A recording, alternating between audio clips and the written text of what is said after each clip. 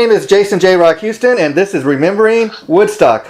This is part 2 of our series today, and once again, we're talking to my good friend Vince Lupo, the drummer from the Los Angeles-based Rolling Stones tribute band, Mick Adams and the Stones. Welcome once again, Vince, and I want to really thank you for this idea you had to talk about Woodstock, and we're talking to you because you were personally there 50 years ago. I didn't come into the world myself until 2 years later, like in 1971. But since we last talked, Vince, I shared with you that I watched a documentary on Woodstock that people can see on Netflix. It's called 3 Days That Made a Generation. And you're sharing me that you'd also seen that. And I just got to right off the bat tell you, I'm glad I watched that because it gave me quite a different perspective than what I previously had on Woodstock. But I got to just right off the bat say, the way you described everything, Vince, right to from the traffic of what it took to get there, the mud and everything, man, visually, when I watched that documentary, I was like, man, Vince really just, he nailed it. He explained it. I mean, visually, it was just like you said. Oh, well, thanks for having me back once again. It was really just a magical time for anybody who could be there at that time. So whatever you want to discuss, let's go for it. Okay, like I said, one thing I will comment on is when I was watching the documentary that you didn't really get much into, if at all, was I was surprised, like the weather, like you talked a little bit about the weather as far as the mudslides and everything and the awful rain, but there's also a day when it was raining and people were like getting nude, and this one guy that was in the documentary, he was saying, up to that point, he said, my only experience with nudity was kind of like looking at a Playboy magazine. He says, but you're there at Woodstock and everybody just starts skinny dipping and taking their clothes off, and it's just kind of right there in your face. I mean, what did you see any of that while you were there, or what did you think of that when you witnessed it in the documentary? Yes, I did, and while some might think it's shocking, yeah. I didn't, and I'm going to refer people back to the first conversation that we had. Okay. Because I was a little shy in saying what I'm about to say. Yeah. When I was right out of high school in '69, at 17 years old, not 18 till October, we had gotten our first club work in the band that I was in high school for 2 years already at that point. Okay. It was in a local topless place. Wow. Literally just a few miles from my house, at the most, about 3 miles. Okay. In my town. And so you kind of get desensitized to seeing that. And my dad, if he had any Playboys or anything like that, they were hidden. Yeah. I hadn't seen any. And being in Catholic school, you're brought up a certain way. Yeah.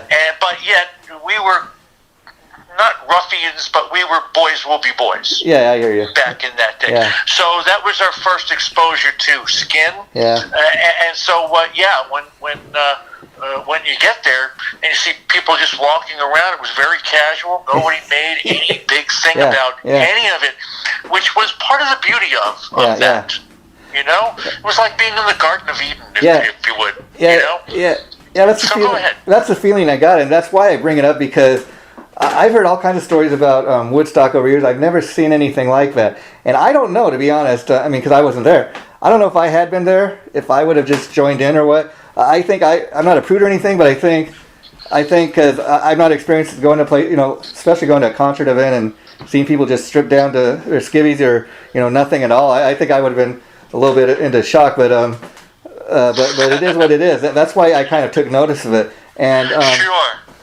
And I will say this, in watching the documentary, another thing I took notice of, Vince, is the politics. To think how different the politics were 50 years ago to where we are now in the world. I mean, if you watch that documentary, they had a thing with hippies, like, they're all druggies and they're all into pot, and we need to stop this concert and everything.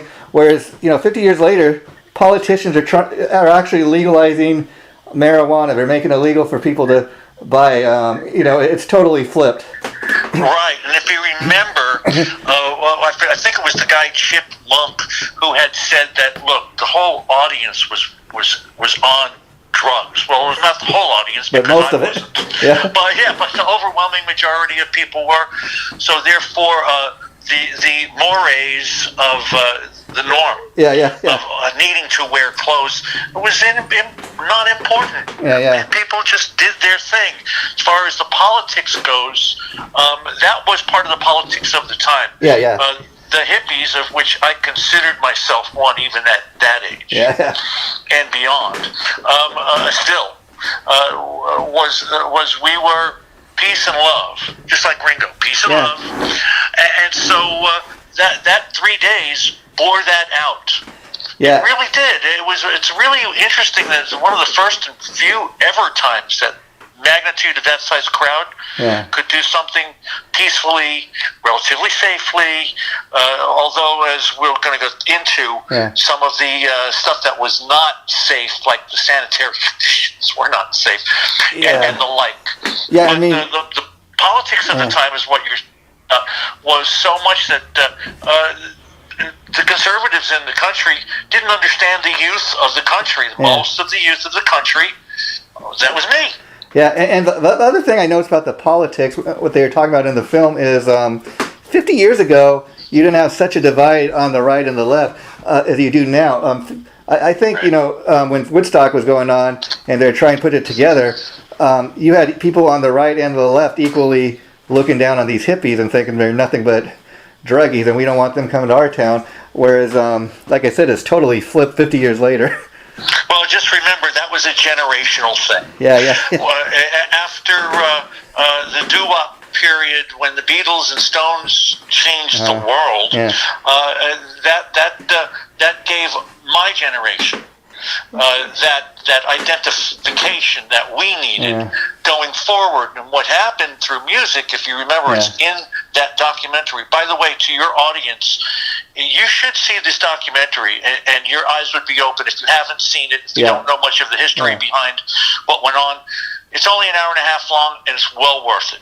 Oh, I definitely. Pieces of the movie are cut in to that documentary. Yeah, I definitely agree with that. I mean, I gotta say that I'm glad I took the time to look at it because again, getting into the politics of it, as far as also just trying to put the event on. I mean, it was started by these guys that are kind of they were well off and they had really nothing to do. They're like, let's just put on this concert. Let's do kind of for fun. And I don't think they realized themselves that all that was going to go into putting on that one event. I mean, so much to the point, like when you think of putting on a concert like that, I know myself, until I seen the film, I didn't even realize that all that went into, like, how many people are going to attend the event, how many, we got to have X number of bathrooms. I mean, when the guy said at one point, like, we had to have like, a couple hundred of outhouses, I thought, wow, I never would have even thought about that, but just thinking about what went into the planning of that,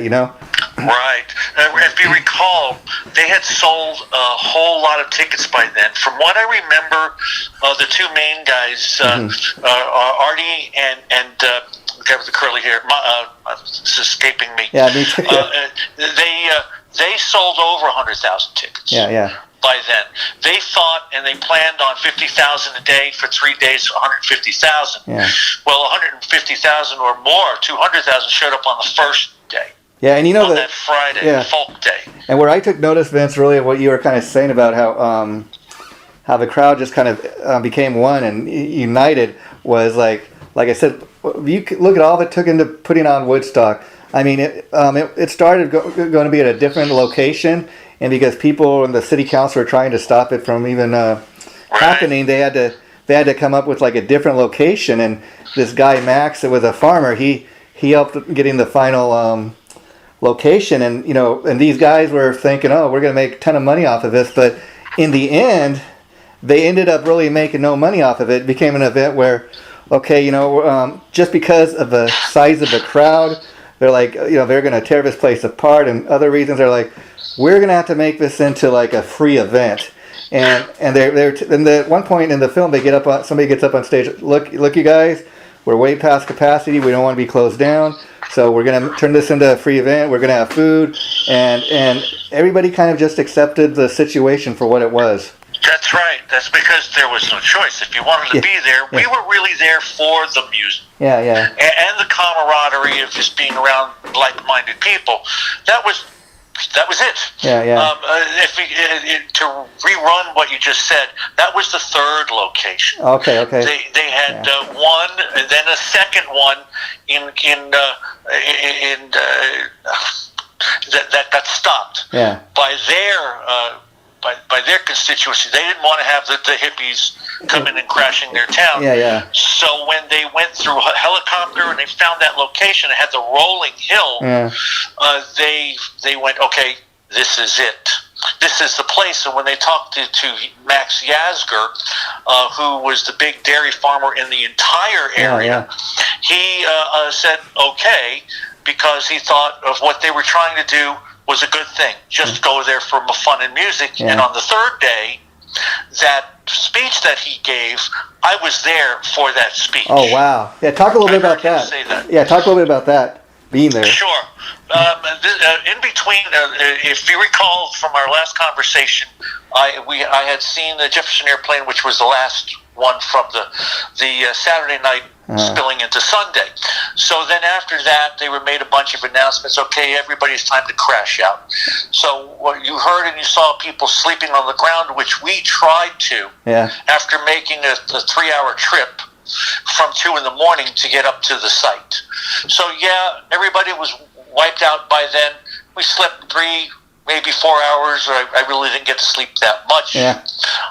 But there's too much excitement. Yeah. Too much excitement. And so after that, and before Joe Cocker came on, and not by that much, maybe 15 minutes, 20 minutes before the band started, he spoke to the crowd. And when I watch it on film, and it's surreal to know that I was in the audience watching that guy say it live. That's all I can tell you is that it was a beautiful thing, and we all stood up, gave him a standing ovation, because he's supposed to be a very conservative individual, but believed in personal freedoms, which is part of that. And so he allowed us to have our 3 days of fun and music. And if you remember, he said, and have nothing but fun and music. Yeah. And that's what I dug about Farmer Max is like, that's what he was known for, obviously being a farmer. And all these years later, he's got a little more to his legacy than just his farming. But I bet he became the most popular farmer, back in the day. It was either the most popular or the most disliked, because some of the stuff was like, we're not going to buy milk from Yasgur. We're going to protest them. Well, however it played out, I don't know. Yeah. But he let us do our thing, and he said, and you proved to the world that you could do this for 3 days, and it's a beautiful thing. Yeah, and it's interesting that the film that we're discussing was called 3 Days That Made a Generation, and you also add into that the Who, the Who playing the event and having the song, My Generation. I'm wondering if that was any inspiration for that. I don't know. And just an FYI, we just missed them. Yeah. Just missed them.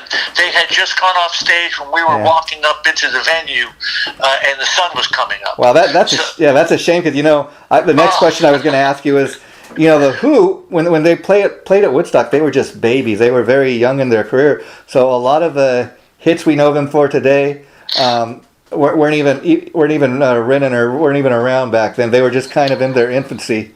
Well, Tommy was out. Yeah. And they played a good portion of Tommy there, from my understanding. Yeah. So they were huge because of Tommy. Back then, and everything that had built up to that point. But Tommy put them completely and totally on the map international. Yeah. And we were sad for that. And before them was Creedence, and I told you that people told us, "Oh man, you miss Creedence." And so those were the really, really big bands at the time. And Creedence, if you remember from our first conversation, was the first band that was hired where they could go get everybody else. Now let me ask you, Vince, because Creedence was the first band to sign on. They were pretty big at that time. Their music's still heavy played on the radio today as we speak. But I was curious, when it comes to Woodstock, why do you think Creedence is left out of the conversation so much? Do you think it's because they didn't allow their performance to be shown in the movie and that for years, or? Well, what I remember was they got pushed back. Yeah. They were promised a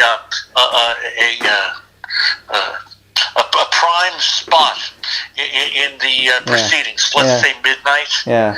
But they got pushed back to like 3:30. Yeah. And the same thing with the Grateful Dead. They got way pushed back. Yeah. They were very angry at that. Also, they were upset when they saw some of the footage. They were dark. Yeah. The sound was off in their estimation. Yeah. And they couldn't hear that well on stage. So they thought, look, just don't put it in the regular film. Yeah. I'm glad that they were able to put 3 or 4 songs into the extras. Yeah. Now I haven't myself had a chance to get my hands on it, but I plan to soon. As they recently did put out Creedence live at Woodstock, like a CD. I didn't know that. So I'm interested to get my hands on that. And I have heard like John Fogerty talk about, like you said, for years. He mentions the fact that, well, we were put on after the Grateful Dead. By that point, the audience was half asleep. There wasn't much of an audience. It came after the Grateful Dead. They're a bunch of druggies, and like you said, we were in the dark. Nobody could really see us. So that's a shame. And Creedence is one of those bands. It's interesting because for the most part, the band members all hated each other. If you know anything about the history, and John Fogerty and his brother, even though they were brothers, they were always feuding with one another up until Tom Fogerty died, in 1990. And it's very sad the band ended, abruptly like it did. But interestingly enough, like a lot of bands, you see that don't get along too well, they create great music. The tension, I guess, creates for beautiful music. Kinks did that forever. Yeah. The sibling rivalries are well known in rock and roll. Yeah. Besides these two, Yeah. what about Oasis? Oh yeah. My goodness. Yeah. Oh, and the Kinks, even the Kinks. Yeah. Oh, the Kinks. Oh yeah, I can tell you stories that I know of them anyway, because I'm the biggest Kinks fan you'd ever want to meet. Okay. At any rate, this was really something else. I know that you wanted to talk about Richie Havens. Oh, yes. What do you want to talk about with that? Well, in watching the film, I, of course, known Richie Havens was one of the artists who played the event, but I'll be honest, I'm not much of a Richie Havens fan. I didn't know too much about him before seeing the film, except that he played the event. I probably couldn't even name one single song by Richie Havens, but I will tell you what really piqued my interest about watching that film about him is he was the first artist to go on for Woodstock. He was supposed to go on much later in the event, but they brought him in actually by a helicopter because of the traffic was such a mess and everything. And at one point, Richie Havens was, because they didn't have any other acts to play at that point, so Richie Havens stayed on extra long. And at one point, he'd gotten to the point where he'd played every single song in his catalog of music that he created this song called Freedom right up on stage, kind of just on the spot. And that kind of just really like, wow, to be up on stage long enough to play your catalog of music, but you have to create a new song. That's amazing. Exactly. That was he pulled out one of his hits called Motherless Child, and just changed the words of the song, if you recall, and I've heard this many times, that he said it happened on the spot because of he looked around and he realized the freedoms that we were being given by Max Yasgur and just the opportunity, and he says it just all came to me. Now, you said he had to play a long time, and according to what I know, it was 3 hours. Because the rest of the bands couldn't make it through the snarled traffic. That's when they started to helicopter people in.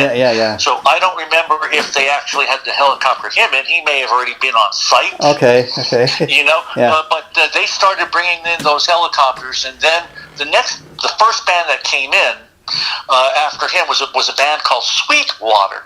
Who's Sweetwater?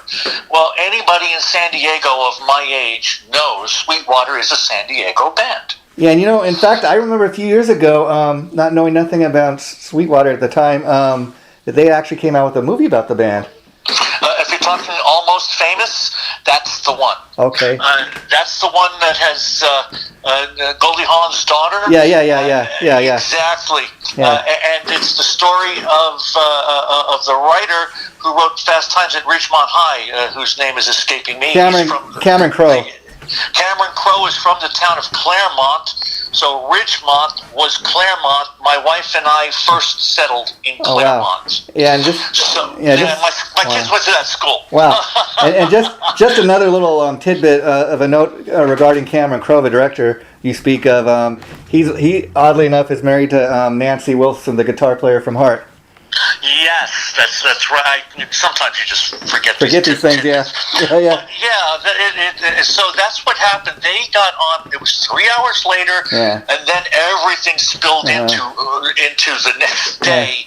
And if you recall, it even said in the documentary that it rained a bit. Yeah. And they said, okay, cover up. It didn't rain that hard. And when we had gotten there, people said, well, the ground's a little damp because it had rain, but don't worry about it. And actually, the ground wasn't. And you know another thing, really damp by Sunday when we got there. And you know another thing I picked up on in the film is they had this character named Wavy Gravy, and I forget the group he was from, but they were kind of they were like this hippie, kind of weird hippie group, put in charge of a security.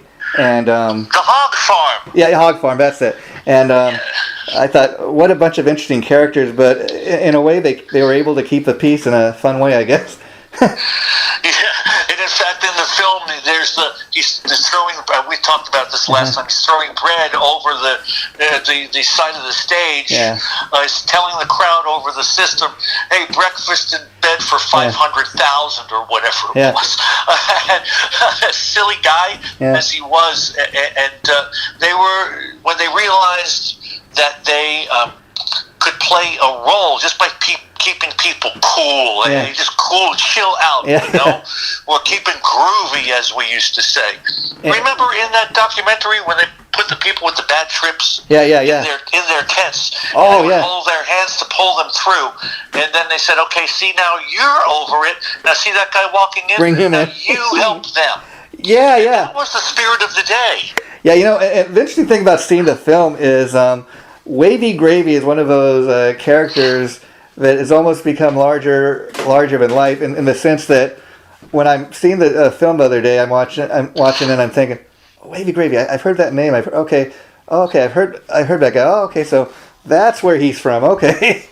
Right, they were a San Francisco group from what I remember, and that's where all the stuff was happening in '67. The Summer of Love.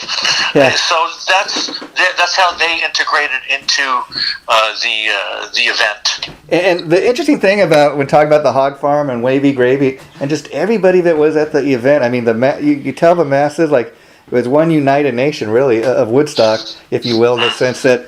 Like even the hog farm is almost like a communion kind of thing, and when you saw how they were running out of food and people started donating food, they were bringing food in by the helicopters.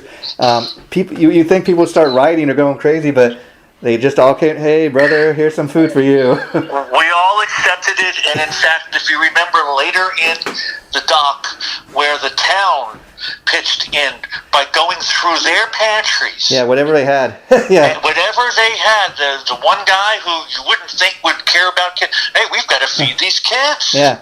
And we've got to feed these kids. Let's all pitch in.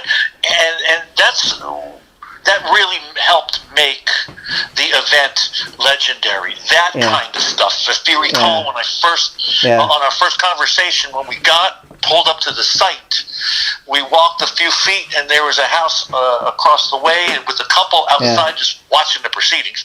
And they said, "Hey, young fellers, and could we use your restroom?" "Sure, come on in." And I told you all of that already. And so that was the spirit of Woodstock. And even the gratitude, like you said, like you'd expect most people, like, hey man, I came, I want to get a hamburger, I want to get this, I don't want a hard-boiled egg or whatever, I don't want rice, but they took whatever was donated and they accepted it, and even to the point when as the film is ending, you see people hanging around because they really just did not want to leave, they did not want to go home, even to the point of helping to pick up the trash and doing their part.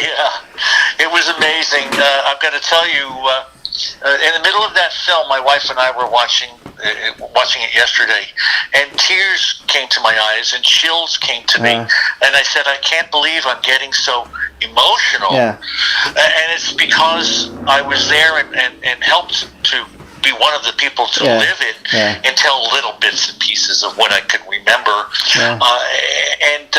But just the experience, it stays with you. It feels like yesterday. It was 51 years ago. Feels like yesterday. And like we were talking in the previous episode, you were talking about kind of like what you were just saying, Vince, which is, you're watching the film and you're like, I was there. I never be able to find myself in the crowd, but I remember like it was yesterday. It's true, and every time I look at the crowd shot when I know I'm there, I'm looking for me, of course. It's the proverbial needle in the haystack. But it's fun to do. When there's close-ups or people walking by, I go, where am I? Or my friends. And it's interesting too, like when you look at the vast amount of different types of artists they had. Like we said, everybody from Richie Havens to Creedence, The Who, even like we talked about last time, they had a band called Sha Na Na. They didn't have a great lengthy career, but anybody who's back in the 70s, they used to be on TV all the time. They had a TV show and everything, so they had a little bit of success. And you have a band like Sweetwater, which a lot of people probably, you may or may not have heard of them because of that movie, but unless you were back at Woodstock back in the day, half a dozen people probably haven't even heard of Sweetwater or like Country Joe McDonald. It's kind of interesting that some of these bands were at the very beginning of their career, and then some you never heard from again. Well, this is true, and with Sweetwater, I think that was just an interesting choice. They were supposed to actually be the lead act, I think. Which is why Havens wound up going on for so long. But their choice of even being in the mix, that I don't understand, and why they got it. They weren't a national name that I know, that I can remember. Living in New York at the time, we didn't really hear about them, and my first exposure to them was through the movie Almost Famous. Or for however real or fictitious that is, as opposed to be recounting of his teen days starting as a writer. And like I said, 50 years later, everybody's well aware of Creedence Clearwater, Revival, The Who, and then like you said, you bring up the name Sweetwater, and it's got an interesting effect in the sense that, like if you're maybe a diehard Sweetwater fan and you were there, you'll remember them. If you weren't there, maybe you just saw Almost Famous, maybe you know them from the movie, but they've got a little bit of a place in history, if you know what I mean. That's right. Well, they have, and it's a nice place in history. It's a really good thing. It was just, you can't forget it. If you were there, you will never, ever, ever forget it. And even if that was the last gig, let's say Sweetwater ever played, what a last gig, or what a gig to be part of, Oh, amen. Yeah, and even if you've never played to that size of crowd again, I mean that will be the gig you're remembered for, and that's not a bad thing. Oh yeah, no. Let's talk about the mud. Okay, yeah. Because like I said, I will tell you, Vince, when I watched the film, I mean that's how it really kind of started the film off with the traffic and the mud. I'm like, man, the way Vince described that, that's exactly how I visualized it. Exactly, and as I told you the first time, I was walking off the side of where those guys were doing the slip and slide, because I had moved all the way down to the front corner of the stage for when Country Joe and the Fish was due to come on. And that was just happening not that far from the side of that stage, using the mud as a slip and slide. And I'm saying to myself, I'm laughing to myself going, this is crazy. I didn't notice any cameras. I was looking over heads, but you could see what was going on, and people, of course, were jovial, and so, and thank God nobody got hurt. And I will say this too, in regards to the camera work and stuff, like when I'm watching the film, a lot of it is like, a lot of stuff in the documentary, the footage is kind of like, I guess, archived footage they have, and some of it's maybe newer stuff that they kind of created, if you know what I meant, but it really looked authentic, and thank God for the people that were there, and they were taping it, back in the day. It did seem like there was a lot of personal camera footage that they somehow was able to get get from, however, emails, phone calls, a casting call sort of a thing, you know. Yeah. Hey, if anybody's got footage, send it to us. Had we had cell phone cameras, just think about that. Completely documented. Yeah, and see, that's the thing. Back in the day, I mean, even the TV cameras they had were like, I don't know, for the most part black and white, and they were just dinosaur cameras compared to what they have today, you know. Mm-hmm. There was color, but because color didn't start till about 65 on a regular basis on TV, somewhere thereabouts. But when you said they lost their shirts, when they say they lost their shirts, that was at the time, because it stands to reason. They made an album, a triple album. They made I think it was triple. They made or double. They made a movie. Books, But there's books, there's all kinds of stuff.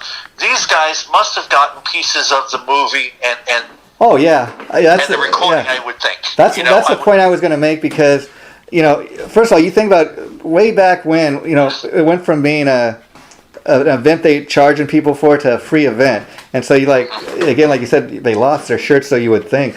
But, you know, 50 years later, this being the historical event that it is, like I said, I urge people to go. There's actually an official Woodstock page. You go to www.woodstock.com, and they got articles about the people that played there, just different things about Woodstock. You can buy, like Vince was saying, official merchandise. They got everything from books. And see, that's the thing. These guys are kind of getting their money back maybe 50 years later, but because it's such a big event, it's such a big historical thing, I would think they would get a huge percentage of whatever is put out about with the name Woodstock, you know? Right, absolutely. And I'm glad that it does have a place in generational history, music history, as the event. I think it's one of the events to end all events. And you know, the interesting thing is, you know, in reference to you and me, Vince, is I'm talking to a guy, you, Vince, who was actually there. And then, like I said, I wasn't even around. I didn't come into the world for another 2 years. And so it's kind of like I'm talking to somebody who was there, and you're talking to somebody that wasn't, but has heard about it and wishes he could have been there. Well, I'm just doing the best that I can for you. And thanks for the audience for listening in on all of this, because just so you guys know, this was a grand time. It was a horrible time in our history, the Vietnam War, and all of the, there was tons of protests, which I did partake, but in high school and in college. So it was really the civil acts, civil rights acts, and all these. It was 60s was a very, very turbulent time. Especially 1968. You just reminded me of something I totally forgot about. You know, kind of at the beginning of the film, when they're kind of explaining who the two guys were and how they came together and started putting the event together. There's a guy that was involved in planning. I forget the name, but he brought up the fact that, like you said, it was the time of Vietnam. And people were not as openly gay as they were back in the day, and that was one of the reasons people could. I guess the draft was a big thing back in the day. And this guy says, he goes, "I so much did not want to go fight in that war that I lied and said I was a homosexual. I said that I was a communist. Anything I could think of." Did you think he had like 15 things listed? Yeah. He really didn't want to go. And pick one. Yeah. But I mean, that's how polarizing, you know, the politics were 50 years ago. Right, just for your audience and for your edification, back then there was a draft. It wasn't the volunteer army. The volunteer army came much later on.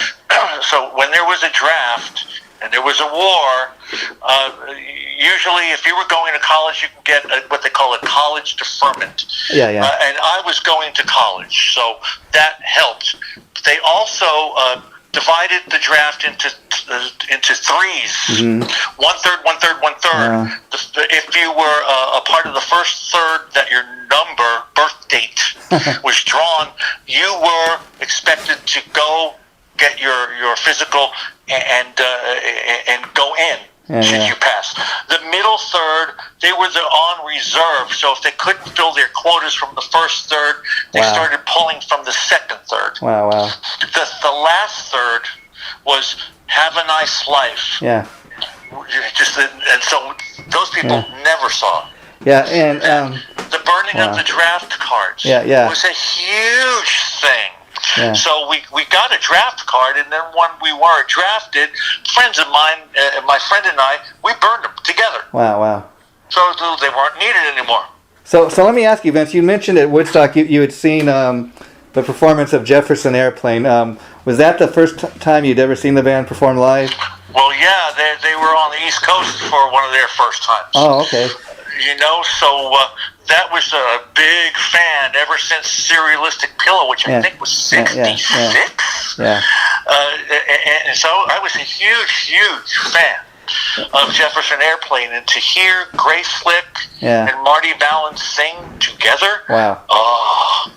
And as far as Jefferson Airplane, do you have a favorite song or a song that really you got turned on to initially, or is it a favorite album? My favorite album is the very first one, called Surrealistic Pillow. Okay. And there's one song that's very haunting on it called Today. Oh, wow. I'll have to check it out. And it's Marty Balin sings it, and it brings me back to that age, to that time. It's just an absolutely beautiful, calming song. I mean, just the title you gave me there, Serialistic Pillow, I'm like, what is that about? Exactly. Yeah. But so they were all part of that San Francisco 1966, 67, 67 Summer of Love, playing up in that Golden Gate Park and all. Yeah, I'd even heard my own father tell stories about how he loved Jefferson Airplane back in the day. But let me ask you, did you follow them all through their career, like from the time they were Jefferson Airplane to when they morphed into like Starship? I followed them through the Airplane, and after they broke up that original lineup and kept Grace and Kantner, I think his name's Paul Kantner, kept the band going. The drummer was different. It was a whole different feel. Yeah, totally different. Different feel, especially without Marty singing. It was just a different vibe. It was more pop. So while I like We Built This City, not one of my favorites. Yeah, see, that's the thing.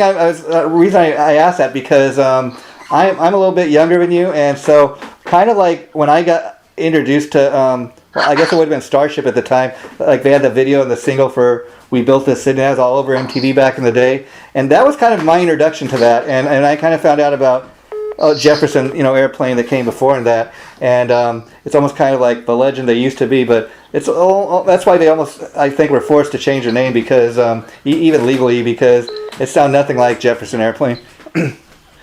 Right, and in fact, in one of the other bands that we put together, just thinking about this as we're talking, we call the Shagwells. We do White Rabbit.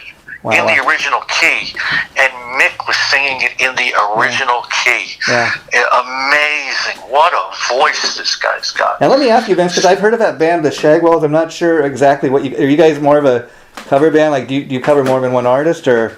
Yes, it's a '60s British Invasion group. Oh wow! So it's like Beatles and not that much Stones because we try not to overlap those two things. Yeah.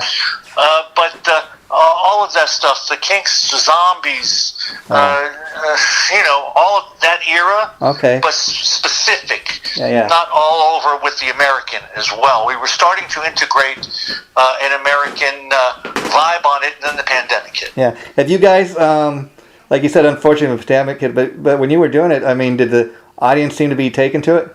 Oh, crazy. Yeah, I would think so because there's nothing really like that out there right now. Go on to Facebook. The Shagwells, International Band of Mystery, I think. That's where I've seen you guys. Yeah, so I'm interested to hear about that more. Right, and so that's what that's more about. It's more about that British invasion. We take it into the early 70s, though, from when the Beatles come in, because the 60s really didn't end. Yeah. At midnight 1969, there's a little more. Yeah, and kind of getting a little off topic here, but you mentioned the Beatles a few times, so obviously I'm assuming you're a Ringo Starr fan. Well, I knew it was his birthday yesterday, and Ringo was the guy who got me going in the first place. Yeah, I guess playing drums. It's interesting that I guess Ringo Starr is just a little younger than Charlie Watts. I don't know how much, but a couple of years maybe. Yeah. I did write to Ringo once just to thank him for being my influence. Yeah. My main first influence playing rock music, and of course never wrote back or anything like that. Yeah. But just to be able to communicate my thanks. Yeah. That was enough. So getting back on Woodstock now, obviously you mentioned seeing Country Joe McDonald and the Fish and Jefferson Airplane. Right. Did you get a chance to see any of the other acts? Well, if you remember, I told you the first act of Sunday afternoon, about 1, was Joe Cocker and the Reese Band. And now, Joe Cocker's the show or the music was just, it was like being in heaven. What a voice, what a commanding presence, even from halfway back. You could tell how much command of the stage he had and how good that band was. Now, when you hear them talk about that, the guys, they said, was it the best? But I'm telling you, when you were there, didn't matter. And that's when you saw in the documentary when those rain clouds came up. Cocker was absolutely phenomenal and a lifelong memory. And not only to be able to say you were at Woodstock, but to say that you were one of the early Joe Cocker performances ever. I mean, what an amazing thing, Oh, goodness gracious. 10 years after, too. Jeez. Alvin Lee. Yeah. What a guitar player. And all blues. Yeah, I've heard about him, but unfortunately he's one of those guys that never really got the dues. I mean, he's got a little bit of fame and everything, but it's just sad that he never got to the level, say, as a Jimi Hendrix or Pete Townsend. Yeah, he unfortunately ended up on the early side, let's say. Yeah. And to see Country Joe and the Fish, who I was a great big fan of, they were like, that was music to me that just didn't float my boat, let's say, but still, it was fun. Would you say it was almost kind of like filler music, like, okay, well, we're going to put this guy on between the next big band? Yeah, it was just wacky to experience that whole thing, Yeah. Once it rained hard like that, you saw the wind, you saw maybe those towers might go down, then all that mud, that was harrowing. Yeah. Because if you remember, there was the woods. When you're looking down from the audience to the stage, that woods was on the left. Wow. That's where the vendors were, many of them, and along there was a back road that was flat, that was along the top, that they put food vendors and things. But a lot of the crafts were back in that woods, and then on the other side of that woods was where the hog farm was, and a campground as well. Behind the stage was the lake. I think they called it White Lake, I believe it was, where you saw the skinny dipping. Yeah, and the other thing that kind of I took notice of in watching the documentary was the fact how, like, again, I never, when you think about putting together a concert event like that, I never would have really even thought about, okay, well, you gotta have all the medical people there in case something does happen. You gotta have, and I think at one point they mentioned, we had people die, we had people overdose, and it's like, wow, just a 3-day event, and people lived, people died. It was a little bit of everything. There was a couple of babies born. Yeah, that's how cool is that? Can you imagine? How cool? Huh? Yeah. And from what I remember, one person who was sleeping in, or a couple, was sleeping in a field in a sleeping bag, got run over by a tractor. Yeah, and 50 years of Woodstock, I'm surprised you don't have somebody trying to create a reality show, or let's try to have our own Woodstock, or let's see what it was like. Because again, you could try to recreate that, and they did in '94, but I don't think it'll ever be what it was. No, not at all. It's just amazing to have experienced it, and grateful that it happened in my lifetime. Hey, thanks for having me. Before I want to end on this, Vince. One more thing, because in talking, I just brought up one more thing that I seen in the film about you were talking about the monitors and the towers. I mean, just as a musician yourself, think about you're on stage like that, or getting ready to go on stage, and it starts pouring down rain. You got all your equipment in the rain, and they brought up at one point the possibility of all these people being electrocuted. I mean, that just boggles the mind. Think about that. I mean, yeah, absolutely. And none of us thought that. Yeah. But for your, somebody had mentioned had the main cable come loose and hit the ground, it would have been a mass electrocution. And I'm pretty sure that's pretty much the quote. Yeah. From that documentary. Yeah. And that put a little chill down my spine when I heard that. Well, thank God it didn't happen, as they said. And I urge anybody listening to this to go. You I think buy the DVD if you want to go on Amazon. I've seen it. You can also go on Netflix where me and Vince watched it, and see it for free if you got Netflix. Great thing to watch it, and title's very fitting. 3 Days That Made a Generation. You have been listening to Remembering Woodstock. I'm Jason J. Rock Houston, and my co-host has been Vince Lupo from the Los Angeles-based Rolling Stones tribute band, Mick Adams and the Stones.